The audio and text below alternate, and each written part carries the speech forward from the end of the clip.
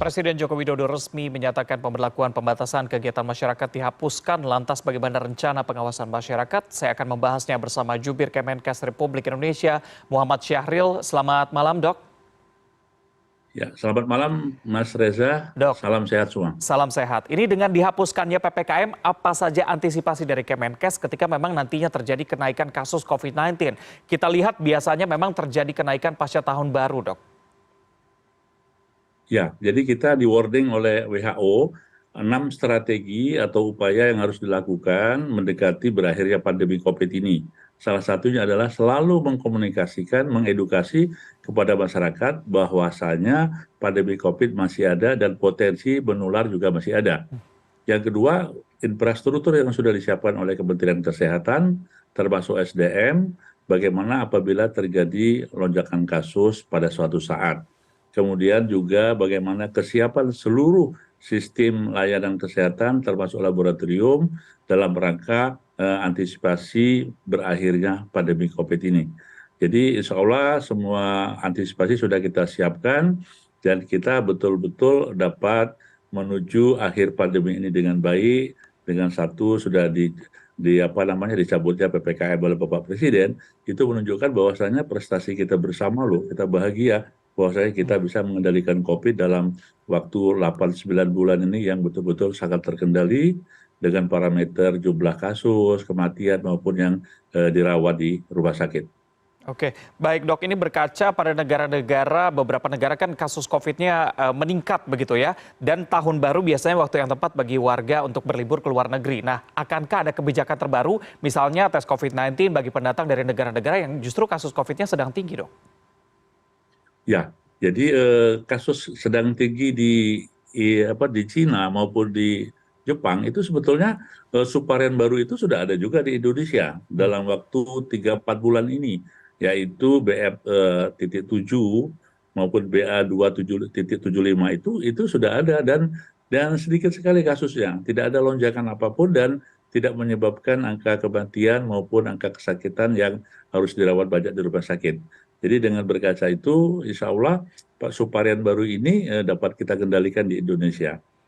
Dan tentu saja ya kewaspadaan tetap harus ada ya. Jadi kalau orang betul-betul sakit dari negara-negara yang kita sebutkan tadi ya dia harus dilakukan dulu dong pemeriksaannya. Jangan sampai menyebar di Indonesia. Tapi dalam suasana biasa kita tadi sudah disampaikan oleh Bapak Presiden maupun Bapak Menteri, kita biasa saja tidak terlalu membuat aturan khusus dengan negara-negara yang saat ini terjangkit COVID yang lonjakannya sudah ada. Oke, baik Dok. Ini kan dalam keterangan yang disampaikan oleh Menkes di Istana tadi juga dikatakan bahwa pemerintah akan mengeluarkan aturan baru mengenai mekanisme pelaksanaan tes PCR dan juga rapid antigen. Seperti apa bentuknya, Dok? Jadi begini, dengan dicabutnya PPKM, maka peran masyarakat nanti akan diberikan lebih besar. Artinya masyarakat juga harus betul-betul aware dengan keadaan ini, termasuk apabila dia bergejala, itu dapat melakukan self assessment dengan melakukan tes antigen di beberapa tempat yang ada. Tadi sudah disampaikan oleh Bapak Menteri, di klinik, di apotek, ya dia harus melakukan tes antigen. Dan bahkan kalau memang perlu dilakukan PCR, maka dia secara pribadi itu dapat melakukan pemeriksaan itu. Jadi ada kesadaran masyarakat dengan gejala-gejala yang dia ada, yang selama ini kita tahu, batuk, pilek, demam, sakit tenggorokan, maka dia lakukan tes itu secara mandiri. Oke, iya tadi Pak Menkes juga menjelaskan bahwa memang keterlibatan dari masyarakat tuh diharapkan lebih tinggi ketika memang sudah Ya, sakit, betul, betul. langsung Ya, harus tes secara pribadi, secara sukarela begitu ya, dan juga menghindari ya. kerumunan misalnya ketika sakit dan sebagainya. Anda melihatnya apakah masyarakat kita sudah siap dengan keterlibatan masyarakat yang begitu besarnya, Dok? Ya, saya kira kita dengan pengalaman 3 tahun, kita yakin ya, masyarakat Indonesia saat ini pun sebetulnya, contoh kasus sederhana Mas ya, pakai masker. Masih banyak loh masyarakat itu yang dia tidak mau buka masker di tempat-tempat yang memang dia ragu. Dan dia masih merasa kalau dengan masker aman gitu ya, pede dia. Ini salah satu bentuk aware dari masyarakat, termasuk dia betul-betul bagaimana menghindari kerumunan yang memang potensi bisa terjadi penularan penyakit, Hmm. ya. Dan cuci tangan saya kira sudah menjadi kebiasaan. Nah, tentu saja hal ini menjadi modal dasar kita. Artinya pandemi COVID membuat suatu perilaku yang sangat bagus terhadap masyarakat, terhadap kesadaran penularan penyakit COVID ini. Tetapi protokol kesehatan itu bukan hanya untuk COVID ya, tapi seluruh penyakit menular dapat dilakukan dengan protokol kesehatan itu. Oke, memang harapannya masyarakat sudah terbiasa selama hampir 3 tahun ini begitu ya dengan protokol kesehatan tadi Betul, yang ya, juga bisa digunakan untuk penyakit apapun gitu ya dok ya? ya, ya. Ya dok, ini pasca PPKM dihapuskan, apakah nanti ada perubahan ketika masyarakat positif COVID-19 misalnya mengenai telemedicine dan sebagainya dok? Oh, tidak ya. Tadi kan sudah disampaikan oleh Bapak Presiden, Hmm. kedaruratan kesehatan masyarakat atau bencana COVID-19 ini belum dicabut loh ya. Artinya apa? Pengendalian COVID-19 ini masih ada dalam pemerintah pusat, Hmm. termasuk supporting atau dukungan-dukungan apapun. Seperti tadi dikatakan bantuan sosial, kemudian apa namanya pengurangan pajak dan sebagainya, termasuk masalah kesehatan. Jadi termasuk vaksin ya masih tidak berbayar ya Hmm. untuk vaksin yang dewasa tadi. Dan juga bagi nanti kalau ada pasien yang dirawat dengan COVID dapat di apa namanya diklaimkan atau diajukan mekanisme pembayarannya melalui BPJS atau Jaminan Kesehatan Nasional. Hmm. Oke, berarti untuk itu tidak ada perubahan begitu ya. Tapi yang juga jadi pertanyaan di publik yang saya lihat hari ini adalah pertanyaan mengenai aplikasi Peduli Lindungi. Seperti apa ke Ya. depannya? Jadi aplikasi Peduli Lindungi ini merupakan prestasi kita juga ya dalam teknologi kesehatan dan nanti sebagaimana penjelasan dari Bapak Menteri akan dijadikan platform kesehatan pribadi masing-masing yang bisa diakses oleh masing-masing orang itu kemanapun dia nanti berobat atau bisa diakses untuk data pribadi kesehatan masing-masing orang itu. Oke. Baik dok, jika kita bicara soal vaksinasi begitu untuk anak-anak, seperti apa ke depannya dok? Ya, jadi vaksinasi ini adalah suatu upaya melakukan pencegahan Hmm. penyakit-penyakit menular yang bisa dicegah dengan imunisasi, ya. Salah satunya dengan COVID ini. Jadi COVID ini pun penyakit menular yang direkomendasi bukan hanya dewasa kepada anak-anak. Dan saat ini kan sudah ada vaksin yang sudah melalui izin dari BPOM, ya Badan POM, yang nanti dapat digunakan oleh anak-anak kita yang usia di bawah 6 tahun. Kalau 6 sampai 12 kan sudah ada ya. Nah, ini bentuk dari kemajuan teknologi kita bahwasanya vaksinasi di Indonesia sudah bisa dilakukan juga pada anak-anak di bawah 6 tahun. Oke.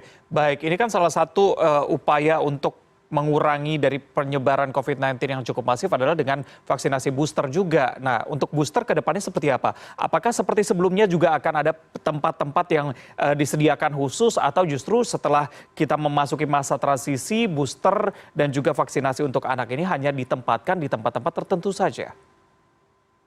Kita saat ini sedang mengejar target cakupan vaksinasi booster pertama, ya.